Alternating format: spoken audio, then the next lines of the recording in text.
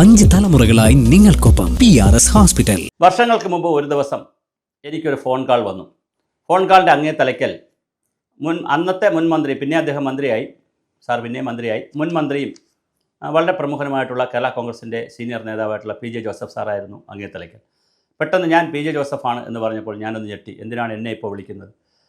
തൊടുപുഴയിൽ കഴിഞ്ഞ 25, ഇപ്പോൾ 2 വർഷമായിട്ട് നടക്കുന്നില്ല, എന്നാൽ അതിന് പിറകിലോട്ട് 25 വർഷമായി തൊടുപുഴ ന്യൂമാൻ കോളേജിൽ നടക്കുന്ന ഇന്ത്യയിലെ തന്നെ, ഒരുപക്ഷെ ഏഷ്യയിലെ തന്നെ ഏറ്റവും വലിയ കാർഷിക മേള, ഏറ്റവും എല്ലായിടത്തെയും വ്യത്യസ്തമായ പശുക്കൾ, മറ്റ് ഉരുക്കൾ, അതുപോലെ തന്നെ പിന്നെ നായ്ക്കൾ, അങ്ങനെ തുടങ്ങിയുള്ള പക്ഷിമൃഗാദികൾ, ഏറ്റവും പ്രധാനപ്പെട്ട കാർഷിക വിഭവങ്ങളെല്ലാം കൊണ്ടുവന്നുള്ള വലിയ കാർഷിക മേള, ലക്ഷക്കണക്കിന് ആളുകൾ കാണുന്ന, ഡിസംബർ മാസം 10 ദിവസം നീണ്ടു നിൽക്കുന്ന, അവസാനത്തെ 10 ദിവസം, ക്രിസ്മസ് കഴിഞ്ഞുള്ള 10 ദിവസം, ജനുവരി വരെ നീണ്ടു നിൽക്കുന്ന മേളയാണ്. അപ്പോൾ എല്ലാ ദിവസവും അവിടെ സെമിനാറുകൾ നടക്കും. വളരെ പ്രമുഖരായിട്ടുള്ള ആളുകളാണ് വന്നത്.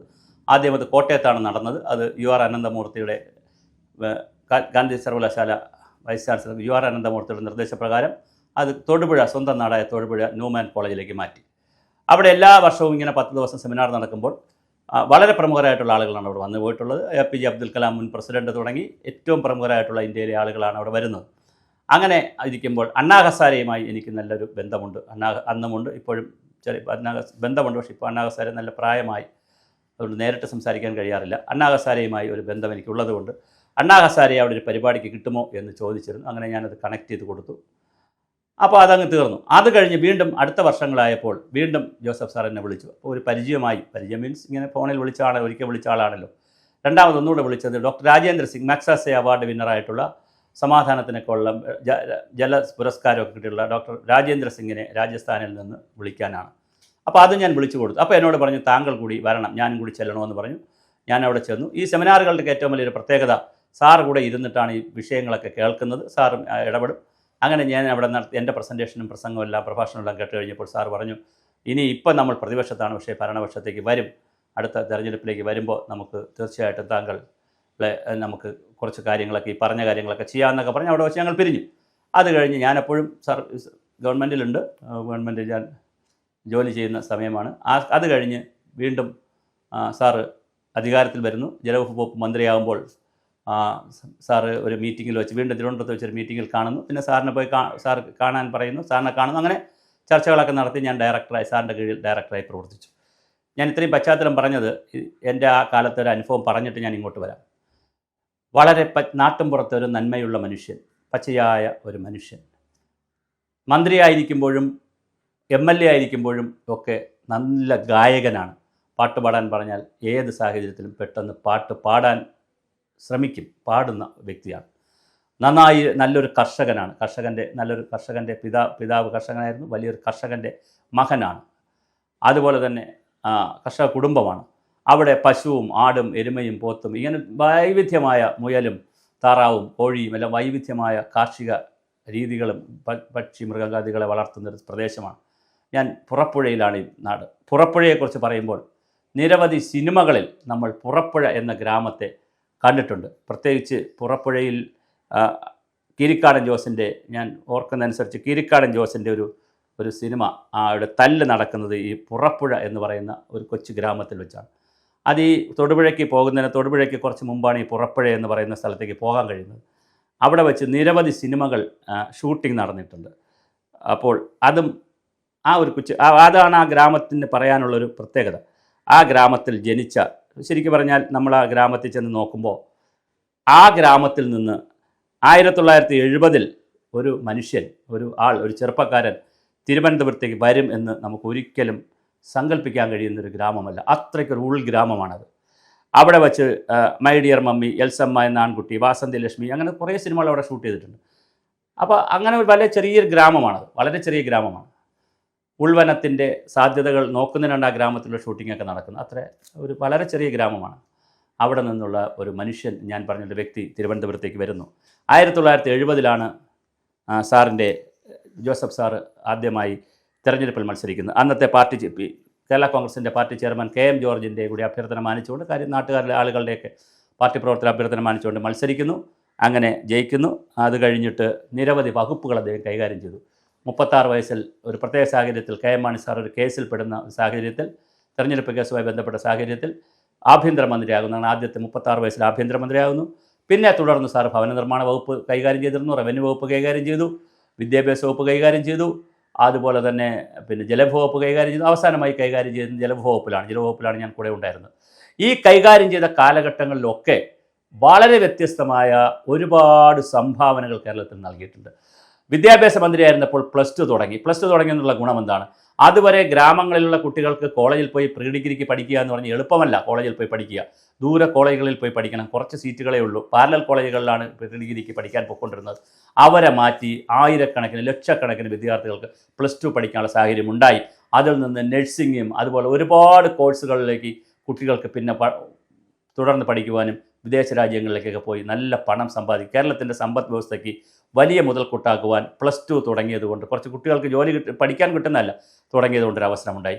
സ്വാശ്രയ എഞ്ചിനീയറിംഗ് കോളേജുകൾ ശ്രീ അൽഫോൺസ് കണ്ണന്താനമൊക്കെ അതിനെ സംബന്ധിച്ചൊരു വിവാദമൊക്കെ ഈ ഇടയ്ക്ക് പറഞ്ഞിരുന്നു. പക്ഷേ എന്തായാലും അന്ന് അദ്ദേഹം ജോസഫ് സാർ മന്ത്രിയായിരുന്നു, വിദ്യാഭ്യാസ മന്ത്രിയായിരുന്നപ്പോഴാണ് സ്വാശ്രയ കോളേജുകൾ അത് ഇടതുപക്ഷ മുന്നണിയുടെ പീരീഡിൽ നിന്നാണ് ഞാൻ മനസ്സിലായത്. നയനാർ മുഖ്യമന്ത്രിയായിരുന്നു. പക്ഷേ വളരെ കൃത്യമായി അവിടെ സാർ അത് പ്രവർത്തിച്ച് സ്വാശ്രയ കോളേജുകൾ കേരളത്തിൽ തുടങ്ങിയിരുന്നു.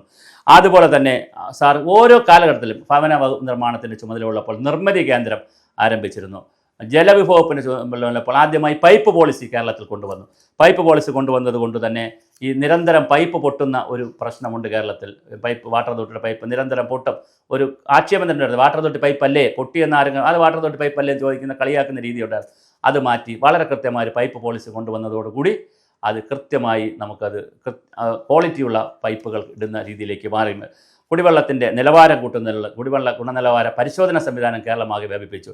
സാറിൻ്റെ ഇന്ന് എല്ലാ സ്കൂളുകളിലും ജലശ്രീ ക്ലബ്ബുകളുണ്ട്. സാറിൻ്റെ കാലഘട്ടത്തിലാണ് തൊടുപുഴയിൽ വെച്ച് തുടങ്ങിയ വലിയൊരു പരിപാടിയിലൂടെയാണ്, ആകാശവാണിയായിട്ടൊക്കെ ചേർന്ന് നടത്തിയ വലിയ പരിപാടിയിലൂടെയാണ് കേരളത്തിലെ എല്ലാ സ്കൂളുകളിലേക്കും ജലശ്രീ ക്ലബ്ബുകൾ ആരംഭിക്കാൻ. അപ്പം പിന്നെ അതുപോലെ തന്നെ കുപ്പിവെള്ളം തൊടുപുഴയിൽ കുപ്പിവെള്ള പ്ലാന്റ് വാട്ടർ അതോറിറ്റിയെ കൊണ്ട് കിഡ്സിനെ കൊണ്ട് ഇൻഫ്രാസ്ട്രക്ചർ ഡെവലപ്മെൻറ്റ് ഏജൻസിയെ കൊണ്ട് പിന്നെ കുപ്പിവെള്ള പ്ലാന്റ് തുറക്കുകയുണ്ടായി. ഇന്നിപ്പോൾ വാട്ടർ അതോറിറ്റി കുപ്പിവെള്ളം വിൽപ്പനയും അതുമായി ബന്ധപ്പെട്ട വലിയൊരു മേഖലയിലേക്ക് വന്നിട്ടുണ്ട്. അപ്പോൾ അതുപോലെ തന്നെ അതിനേക്കാളൊക്കെ വളരെ പ്രധാനമായി പറയേണ്ടത് ഭവന നിർമ്മാണ രംഗത്ത് 82-87 കാലത്തിൽ ഭവന നിർമ്മാണ വകുപ്പുമായി ബന്ധപ്പെടുത്തി മൈത്രി വകുപ്പിൽ ഉൾപ്പെടുത്തി 4 ലക്ഷത്തോളം വീടുകൾ ആളുകൾക്ക് വെച്ചു. അത് പിന്നെ കേന്ദ്ര ഗവൺമെൻറ് പദ്ധതിയായിട്ടൊക്കെ ഏറ്റെടുത്ത പദ്ധതിയാണ്. പിന്നെ അതുപോലെ തന്നെ ഏറ്റവും വളരെ പ്രധാനപ്പെട്ട ഒരു കാര്യമാണ് ലോകബാങ്കിൻ്റെ KSDP Kerala state road transport പരിപാടിയുടെ ഭാഗമായി KSDPയുടെ ലോകബാങ്ക് പദ്ധതിയിൽ ഉൾപ്പെടുത്തി BMNBC പദ്ധതി സാങ്കേതിക വിദ്യകളൊക്കെ ഉപയോഗിച്ചുകൊണ്ടുള്ള രീതിയിൽ റോഡ് നിർമ്മാണം കേരളത്തിൽ തുടങ്ങി. തായ്ലാൻഡിലും മലേഷ്യയിലും ഒക്കെ മാത്രമാണ് അത്തരത്തിലുള്ള റോഡ് നിർമ്മാണമുണ്ട്. അതെല്ലാം ഇവിടെ കൊണ്ടുവരാൻ ശ്രമിച്ചിരുന്നു. ഇസ്രായേലിൽ പോയി കൃഷി പഠിക്കുകയും അത് കേരളത്തിൽ പ്രചരിപ്പിക്കുന്നുള്ള ജലവിഭവ വകുപ്പും മറ്റ് വകുപ്പുകളൊക്കെ കൈകാര്യം ചെയ്യുമ്പോഴും കൃഷിയോടായിരുന്നു അമിതമായ താല്പര്യം. സ്വന്തം തിരുവനന്തപുരത്ത് മന്ത്രിയുടെ വീട്ടിലും പശുക്കളും അതിൽ നിന്നെടുക്കുന്ന പാലും അത് തന്നെ വീട്ടിലാവശ്യത്തിനും ഓഫീസിലെടുത്തതിന് ശേഷം ബാക്കി മന്ത്രി ഓഫീസിലേക്കൊക്കെ എടുത്തതിന് ശേഷം ബാക്കിയുള്ളത് പുറത്ത് കൊടുക്കും. അങ്ങനെ നല്ലൊരു കർഷകനായി തന്നെയാണ് പോയത്. അപ്പോൾ ഓരോ കാലഘട്ടത്തിൽ ഓരോ പുതിയ പദ്ധതികൾ ഞാൻ പറഞ്ഞല്ലോ, പ്ലസ് ടു കൊണ്ടുവന്നതായാലും BMNBC കൊണ്ടുവന്നതായാലും വീട് വച്ചതായാലും സ്വാശ്രയ കോളേജിൽ തുടങ്ങിയതായാലും അതുപോലെ തൊടുപുഴയുടെ വികസനം, അവിടെ 9 ബൈപ്പാസാണ് തൊടുപുഴയ്ക്ക് റൈറ്റ്സ് എന്ന് പറയുന്ന ഏജൻസി ഏൽപ്പിച്ചുകൊണ്ട് 9 ബൈപ്പാസാണ് അവിടെ കൊണ്ടുവന്നിട്ടുള്ളത്. അതുപോലെ വളരെ വിശദമായ വലിയ പട്ടണമാക്കി തൊടുപുഴയെ മാറ്റിയതിലും ജോസഫ് സാറിന് വലിയ പങ്കുണ്ട്. രാഷ്ട്രീയത്തിൽ ഒരുപാട് കയറ്റമുണ്ട്, ഇറക്കമുണ്ട്.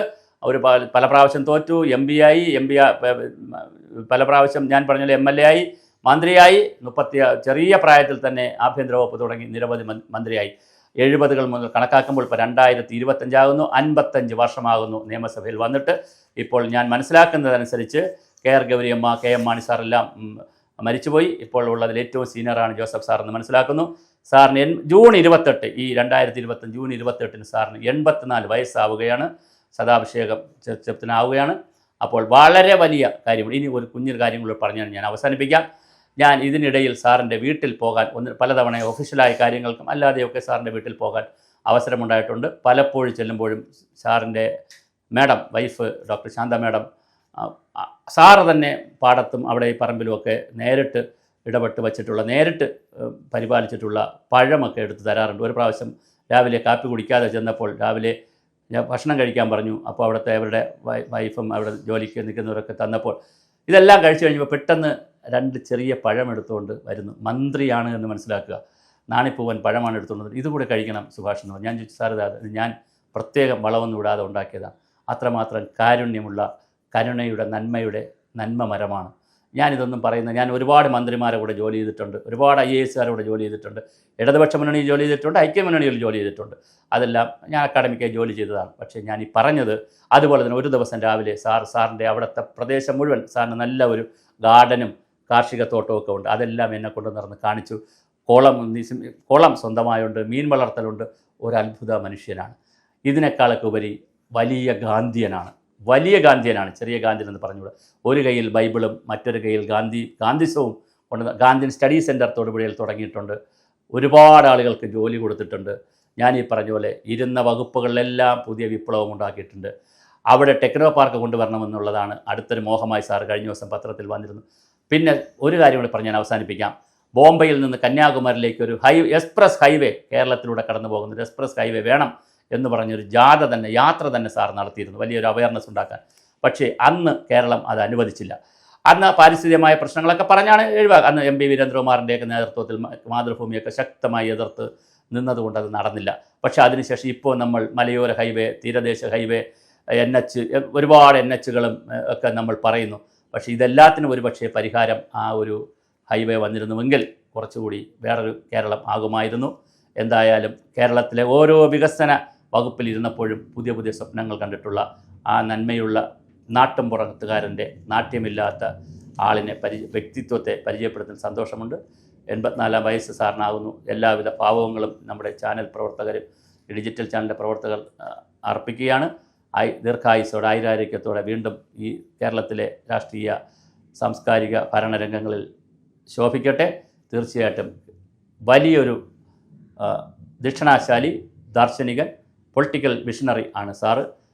കേരള കോൺഗ്രസ്സിലായി പോയതുകൊണ്ട് മുഖ്യമന്ത്രി ആയില്ല എന്നുള്ള ഒരു കാര്യമാണ് ഞാൻ പലപ്പോഴും ആലോചിക്കുന്നത്. ഞാൻ ആലോചിച്ചിരുന്നു, ഇങ്ങനെ ഒരാൾ മുഖ്യമന്ത്രി ആയിരുന്നെങ്കിൽ ഒരുപക്ഷെ എല്ലാ വകുപ്പുകളിലും ഈ ദാർശനികതയും വിഷനും കൊടുക്കുമായിരുന്നു എന്നുള്ളതാണ് മനസ്സിലാക്കുന്നത്. എന്തായാലും ആ ഒരു സാറിനെ എല്ലാവിധ ഭാവുകങ്ങളും നേരുന്നു. തീർച്ചയായും കേരളത്തിന് മറക്കാനാവാത്ത സംഭാവനകൾ എല്ലാ മേഖലകളിലും നിരവധി സ്ഥലങ്ങളിൽ നിരവധി പ്രോജക്റ്റുകളിലൂടെ ചെയ്തിട്ടുള്ള വ്യക്തിത്വമാണ് ശ്രീ PJ ജോസഫ്.